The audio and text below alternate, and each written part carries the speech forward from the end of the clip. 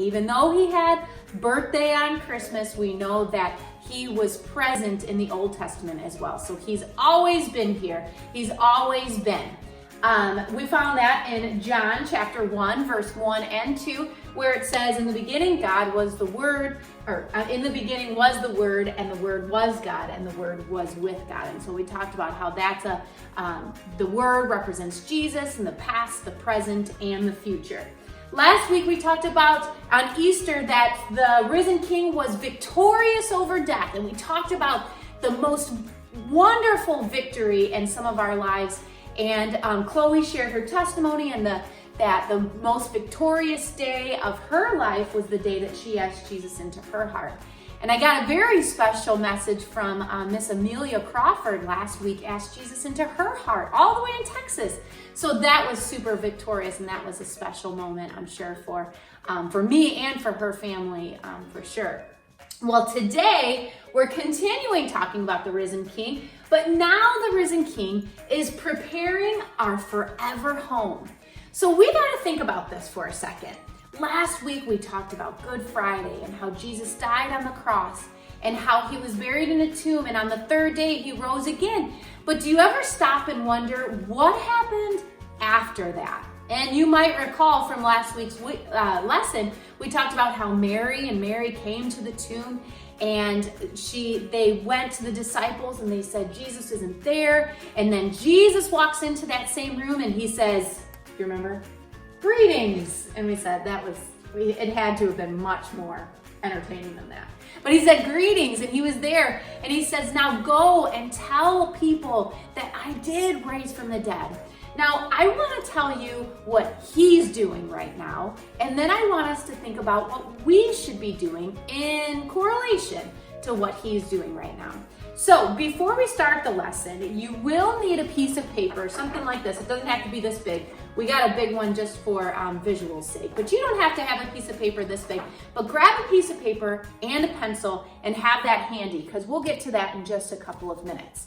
All right, well, turn your Bibles to the book of John, and now we're going to go to chapter 14.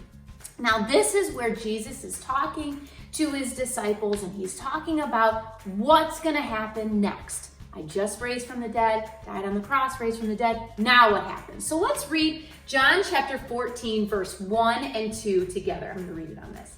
Do not let your hearts be troubled. You believe in God, believe also in me. My Father's house has many rooms. If they were not so, would I have told you that?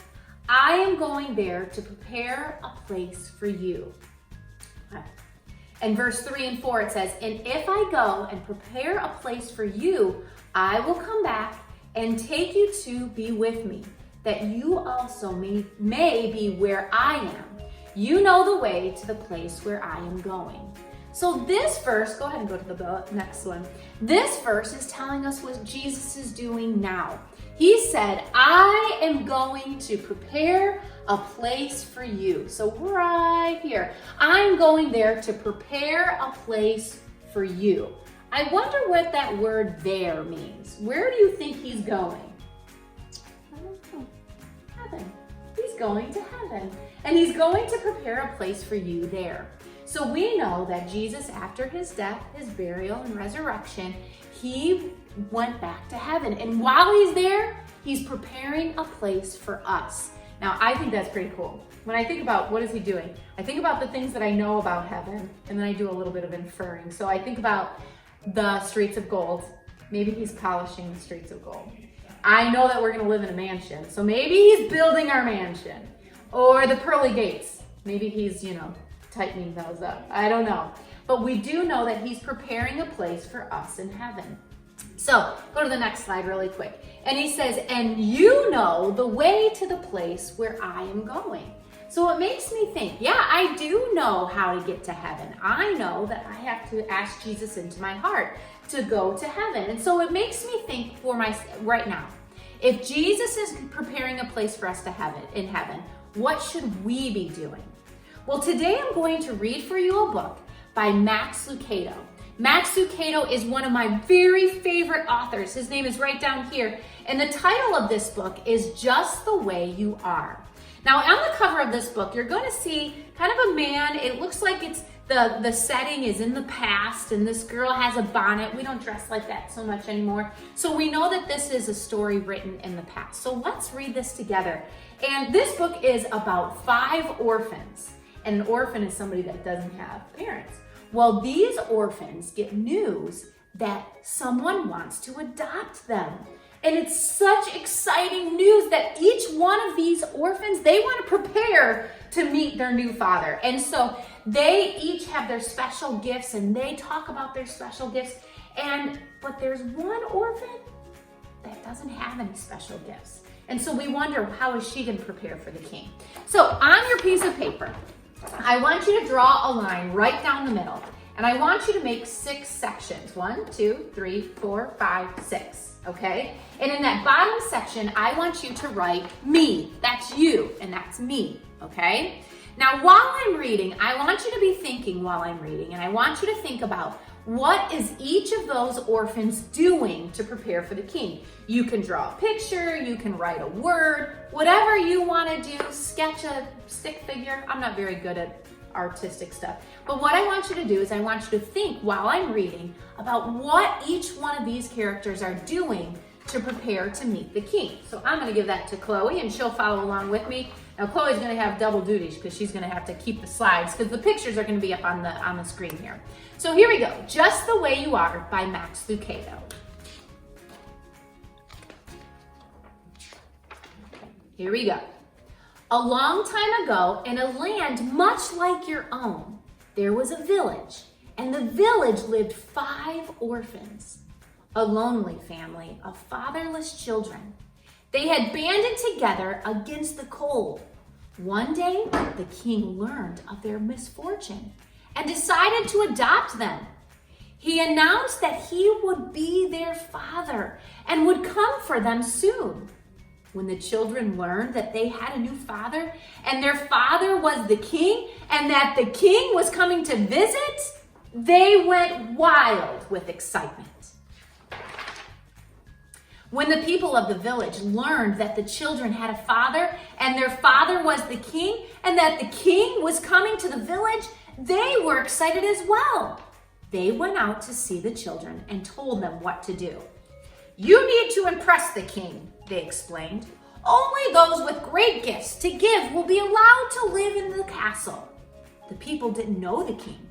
They just thought that all kings wanted to be impressed. So the children began preparing gifts to offer the king. They worked long and hard to be sure the king would approve. So get those pencils ready. We're about to see what these characters are doing. One of the children, who knew how to carve, decided to give the king a wonderful work. Hang on, don't write anything yet. He set his knife against the soft bark of the elm and whittled.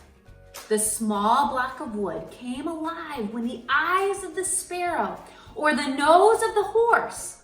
His sister decided to present the king with a painting that captured the beauty of the heavens, a painting worthy to hang in his castle. Another sister chose music as her way to impress the king. For long hours, she practiced with her voice and mandolin. Village people would stop at her window and listen as her music took wings and soared. Yet another child set out to turn the king's head with his wisdom. Late hours would find his candle lit and his books open. Geography, math, chemistry. They breathed.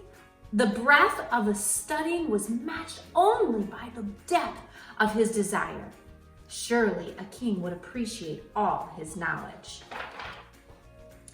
But there was one sister who had nothing to offer. Her hands were clumsy with the knife, her fingers stiff with the brush. When the little girl opened her mouth to sing, the sound was hoarse. She wasn't much of a reader. She believed she had no talent, and she believed she had no gift. All she had to offer was her heart, for her heart was good. She spent her time at the city gates watching the people come and go. She would earn pennies to buy food for her brothers and sisters by grooming people's horses or feeding their animals. She was a simple stable girl, but she had a good heart. She knew the beggars by name. She took time to pet each dog. She welcomed home the travelers and greeted the strangers. "How was your journey?" she would ask. "Tell me what you learned on your visit. How is your husband? Did you enjoy your new job?" She was full of questions for people because her heart was big and she cared about people. They were all the same to her, the beggars and the rich. She cared for all of them just the way they were. Now get your pencils ready. But since the little girl thought she had no talent and no gift, she was afraid that the king would be disappointed. She remembered the villagers' advice and set her mind about the task of making a gift for the king. She took a small knife and went to her brother, the carver. "Could you teach me to carve?" she asked. "Sorry," the young craftsman responded without looking up. I've got much work to do. I haven't time for you. The king is coming, you know." The girl put away her knife and picked up a brush. So jot down in your first box, what is this man or guy doing to prepare for the king? It looks like he's working. He's very busy working on wood. You could draw a hammer or wood or someone carving something out of wood. Let's go to the next page. She went to her sister, the artist. She found her on a hill painting a sunset on a canvas. "You paint so beautifully," said the girl who had no gift but a big heart. "I know," the painter answered. "Could you share your gift with me?" "Not now," the sister responded with eyes on her palette. "The king is coming, you know." The girl with no gift then remembered her other sister, the one with the song. "She will help me," she said. So you could draw a picture of a paintbrush or a canvas. That's what that sister was doing. When she arrived at her sister's house, she found a crowd of people waiting to listen to her sister sing. "Sister," she called, "Sister, I've come to listen and learn." But her sister couldn't hear. The noise of the audience was too loud. With a heavy heart, the girl turned and walked away. Then she remembered her other brother. She took a book with small words and big letters and went to see him. So this sister, what was she doing? She was singing a song. Next page. "I have nothing to offer the king," she said. "Could you teach me to read so I might show him my wisdom?" The young sage-to-be didn't speak. He was lost in thought. The child with no gift spoke again. "Could you help me? I have no talent." "Go away," said the scholar, scowling, moving his eyes from the text. "Can't you see I'm preparing myself for my coming king?" And so the girl went away sadly. She had nothing to give. She returned to her place at the city gates and took up her task of caring for people's animals. So we have a carver, we have a painter, we have a singer, and we have somebody that's reading a book, but she has no talent. So what is she doing to prepare for the king? After some days, a man in a merchant's clothes came to the small town. "Can you feed my donkey?" he asked the girl. The orphan jumped to her feet and looked into the brown face of one who had traveled far. His skin was leathery from the sun and his eyes were deep. His kind smile warmed the girl's heart. "That I can," she answered eagerly, leading the animal to the trough. Trust him to me. When you return, he will be groomed and fed. "Tell me," she asked as the donkey drank, "have you come to stay?" "For only a while. I'm looking for someone." "Are you weary from your journey?" "That I am." "Would you like to sit and rest?" The girl motioned to a bench near the wall. The tall man sat on the bench, leaning against the wall, closing his eyes to sleep. After a few minutes, he woke and found the girl sitting at his feet, watching his face. She was embarrassed that he caught her staring. She turned away. "Have you been sitting there long?" "Yes." "What do you seek?" "Nothing.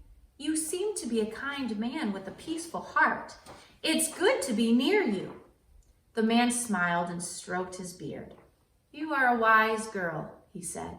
"When I return, we will visit more." So what is she doing to prepare the king? It's like she's just being kind. She's feeding the donkeys. She's talking with this man. She's just showing a kind heart. The man did return quite soon. "Did you find the ones you were seeking?" the girl asked. "I found them, but they were too busy for me." "What do you mean?" "The first one I came to see was a woodsmith rushing to complete a project. He told me to return tomorrow. Another was an artist. I saw her sitting on the hillside, but the people below said she did not want to be disturbed. The other was a musician. I sat with the others and listened to her music. When I asked to talk to her, she said she had no time. The other I saw, he had left. He had moved to a city to go to the school." So who was he visiting? This man, who was he visiting? All the children, all the orphans. All the orphans. So do you have a feeling who you know who this guy is? Who could this guy be? Let's keep reading. The girl's eyes widened as she realized who the man was. "But you don't look like you're a king," she gasped. "I try not to," he explained. "Being a king can be lonely. People act strangely around me. They ask for favors. They try to impress me. They bring me all their complaints." "But isn't that what a king is for?" asked the girl. "Certainly," responded the king. "But there are times when I just want to be with my people. There are times when I want to talk to my people, to hear about their day, laugh a bit, to cry some. There are times when I just want to be their father." "Is that why you adopted the children?" "That's why. Adults think they have to impress me. Children don't. They just want to talk to me. They know that I love them just the way they are. But my brothers and sisters were too busy." "They were. But I'll come back. Maybe they'll have more time another day." The girl hesitated. "Sir, what about me? I have no gifts, but I would love to be your child." The king smiled. "My dear, you gave the best gift of all. You gave your heart, your kindness, your time, your love. Of course you'll be my child. I love you just the way you are." And so it happened that the children with many talents but no time missed the visit of the king, while the girl whose only gift was the gift of her heart became the child of the king. And that's the end. Now, boys and girls, it makes me think, who do you think prepared for the king the best? Well, the answer is the girl. And how did she prepare? She prepared by giving him her heart, kindness, and love, and time with him. So boys and girls, that brings us to our big idea. The risen king is preparing a home for you. That's what he's doing right now. So how are you preparing to meet the king? What are you doing to be ready for that day when you meet the king? Well, some ideas would be to read your Bible, to pray every day, to spend time with him. And boys and girls, we've got lots of time on our hands these days. And I know school's getting ready to pick up a little bit more this coming week. But I encourage you, make time for the king. He's preparing a home for you. So how are you preparing to meet him?